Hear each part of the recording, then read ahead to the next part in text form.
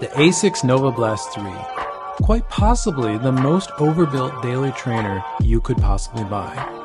This is a very popular shoe. I understand why it's a very popular shoe, but I'm not the right customer for it. And in this video, I'm going to break that down.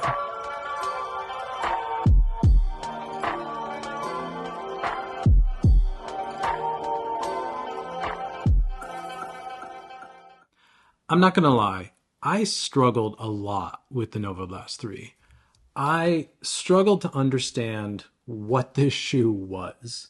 It was super big, super bulky, and it was not a daily trainer to me. This is a Nike Pegasus. This is the de facto daily trainer to me. This shoe was not that. It also was not bouncy enough, not squishy enough really to be a max cushion shoe. And I know Asics has the Nimbus 25, and that is their true max cushion shoe. So this is not a max cushion shoe. So it really is a daily trainer. But compared to a Pegasus, this thing is big, bulky, stiff, and just overbuilt in every possible way. But once I realized that the best analog in the Nike line for this is the Infinity Run series, then it started to click. It made a little bit more sense to me. A shoe that has a more substantial midsole. It has a lot of structure and support in the heel area. And again, this is still a neutral shoe. It is by no means a stability shoe. But there's been a lot of care, I think, paid to this shoe in the heel area to make it more stable, because I know that was one of the criticisms of the earlier Novablasts. So comparing this to the Infinity Run and then running in it, okay, now it made a little bit more sense. I kind of got it. I still didn't like it, but I understood it. So let's talk about the specs of this shoe first. And that's one of the things I find oddest about this shoe. Now, on paper, Asics claims this is 31 millimeters of foam in the heel and 23 millimeters of foam in the forefoot, giving you an 8 mil drop. Now, looking at this shoe, I don't buy that. I know Asics has its own way of measuring its midsoles. I think it has something to do with they don't include the insole and they actually don't include the rubber on the outsole. It's something like that.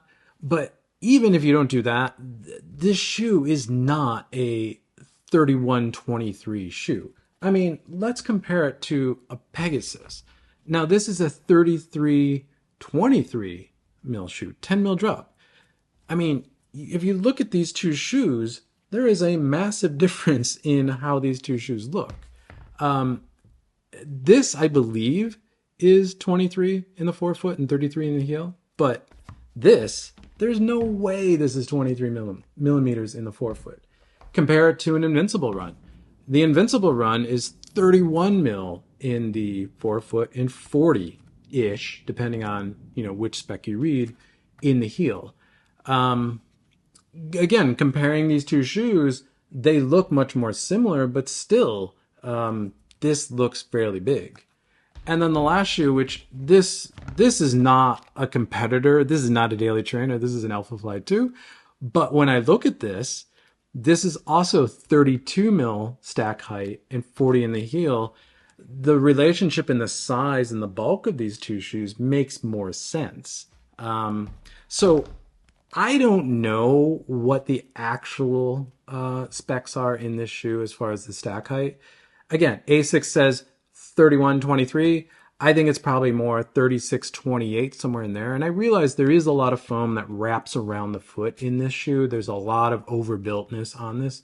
So it is deceptive to just look at the sidewall. I get that, but still, even if this shoe is 31-23, it does not run 31-23. It runs much bulkier.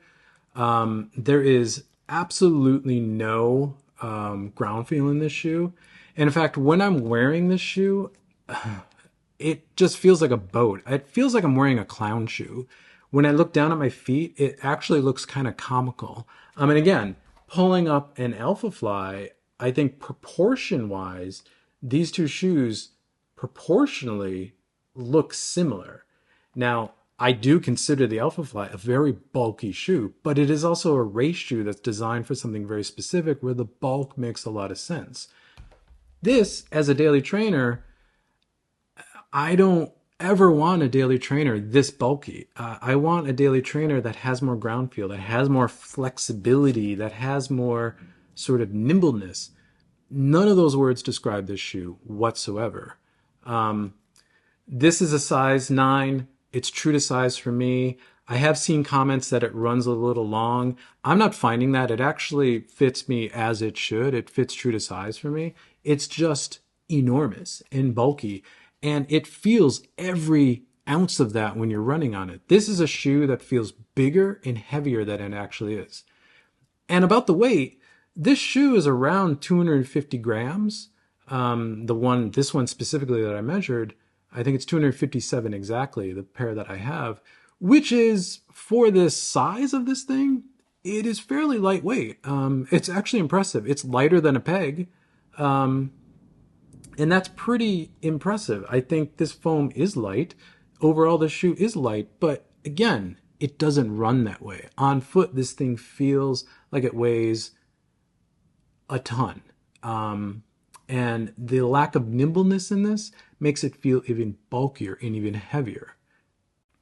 So let's start with the upper on this shoe, because overall, I will say the build quality of this shoe is impressive. It's really, really nicely done. The fit and finish on this shoe is outstanding. And coming from running a Nike for so long, and Nike specifically since about 2021, that's had a lot of quality control issues, it's really nice to see a shoe that is this quality at this price range. This is just, again, the build quality and the fit finish of this thing is beautiful. That being said, though, the upper material, which they call an engineered jacquard mesh, I don't actually know what that means, but I do actually like this material. This reminds me of what Flyknit kind of always should have been to me. I actually really like the way it feels, and I like the way it looks. The heel counter, like the rest of the shoe, especially in the heel area, is extremely overbuilt, extremely padded, extremely stiff. There's a ton of foam around the heel collar. I mean, just look at the back of this shoe. It's it's a lot of shoe. But the upper material is really nice. The heel counter is very padded, but again, it's overbuilt. Two things that really do suck about this shoe is, one, the tongue. This is probably one of the worst tongues I've ever seen in a running shoe. It is this stretchy, foamy material that offers no padding, but it just stretches. It just stretches a lot. So since there's no padding in this tongue, and it stretches so much that if you're trying to like move the tongue around and lock it down in your foot, what little padding is in that tongue gets stretched out. And then these laces, which are the second thing that really suck about this upper, these laces are horrible. They are stretchy, and when they stretch, they get thinner, which means they bite into the top of your foot. So you combine that with this really just not their tongue and these really sort of thin laces when they stretch. And this is a shoe that I had to stop and relace multiple runs, which never happens to me. Actually, it's only ever happened to me on one other shoe, and it's this shoe. It's the Alpha Fly. These laces and just this upper, particularly when these are new out of the box, it takes me a few runs to break them in and get the laces just, I don't know, this shoe needs some break-in. This shoe was giving me similar vibes, but it was actually worse because this is not a race shoe. This is a daily trainer. I don't want to have to think about this stuff. I just want to put on a daily trainer and go. I don't want to stop and relace it because it's biting into my foot. And this is, not a positive for me on this shoe. Let's talk about the outsole on this shoe before we get into the midsole, because I think it's actually, honestly, one of the legitimately weakest points of this shoe. As you can see, I know it's hard to see on an all black shoe, but the rubber coverage really is a ring around the outside of the shoe, and there's this thing right here, which we're going to talk about. overall, I didn't have any grip issues. I live in a very sort of hot and wet climate, and running on wet asphalt, concrete, didn't have any issues. But when I got onto asphalt or concrete that had maybe a little dirt or some rocks on it, or maybe a little moss and is typically somewhat slippery, this shoe felt like I was on ice. But to be honest, a lot of shoes will feel like that. But this shoe was especially bad for that. The second thing I'll say is that the wear on this outsole rubber, particularly in the areas that are high abrasion areas for me that I typically will see a lot of wear, this area in the middle of the midfoot, forefoot area, and on the toe off, for 50 miles, it is significant, way more than I would expect, which kind of shows me that this material is very soft. And again, it's really hard to see, but there is a ton of rubber. The rubber pads on this are very thick. And I think Asics knew that this was going to be high wearing rubber, so they did do that, which again, doesn't make sense to me for a daily trainer. A daily trainer should have an outsole that I can take anywhere and not worry about. It should be an outsole that, really has that. This is not a Pegasus outsole. This is not a good outsole on a daily trainer. Again, a daily trainer should be a shoe that I can throw in my bag and be happy to go anywhere and run on any surface with. This shoe is not that. So let's talk about the midsole now. This is probably the thing that I have the most problem with this shoe. Now, you can visually just begin to see some of the problems for me. This outsole is so built up. Why does it need to be this built up? Now, this is FF Blast Plus foam, which, again, my experience with this foam and my feel of this foam is this shoe is not bouncy. It is not soft, but it's not firm like I would expect from, say, Lightstrike or Lightstrike Pro in an Adidas shoe where I get response. This shoe doesn't have that either. Overall, FF Blast Plus just feels like generic EVA foam to me. And I know it's not an EVA foam. I know it is a special foam. But there's no life to this foam. It just feels meh. It actually feels very similar to the FF Turbo that was in the Metaspeeds, as I remember. And again, that was the original version of the Metaspeeds. I know they've tweaked FF Turbo, but again, maybe I just don't get on with Asics foam, I guess, because again, there was nothing special about this foam to me, and it was not bouncy, it was not soft, and it is not flexible. This is a shoe with 50 miles on it. I can barely bend it. This is foam only. There's no plate in this shoe. It doesn't make sense to me. Again, if I take a Pegasus, and this is a brand new Pegasus, I've never run in this, I can flex this shoe fairly easily. This shoe, I can barely do anything with it, which is crazy to me. Now, the other thing about the midsole, and this is probably the biggest problem for me, is this thing, this trampoline effect thing that they have in the forefoot.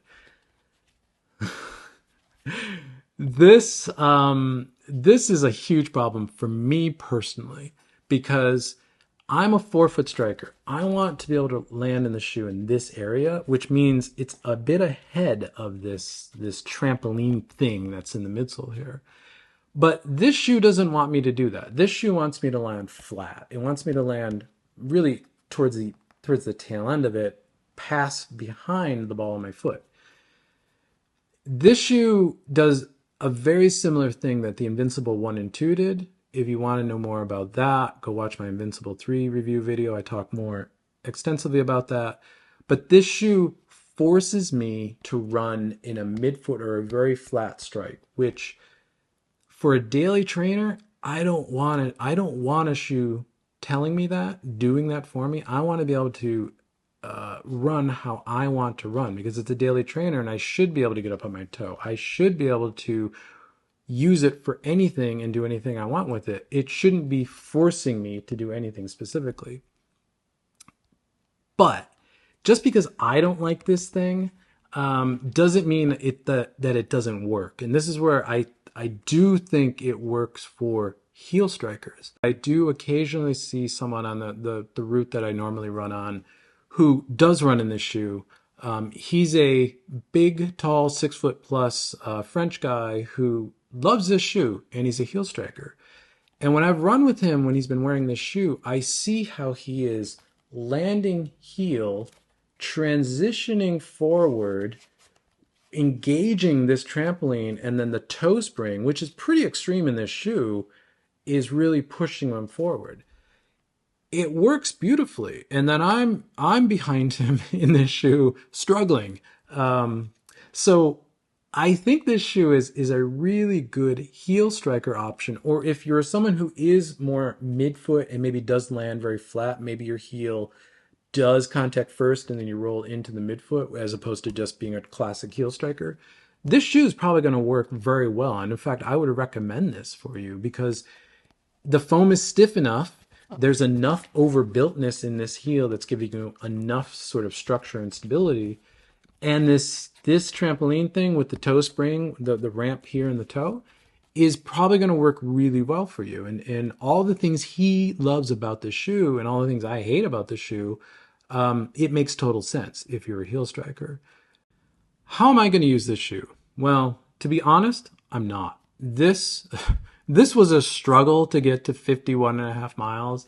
I forced myself to go out and run in this shoe after about 10 miles, mostly for this review because I wanted to give it a fair shake because I know a lot of people love this shoe. But for me, I'm not going to use this shoe. Like I said, it's going to go into the donation box immediately after this video.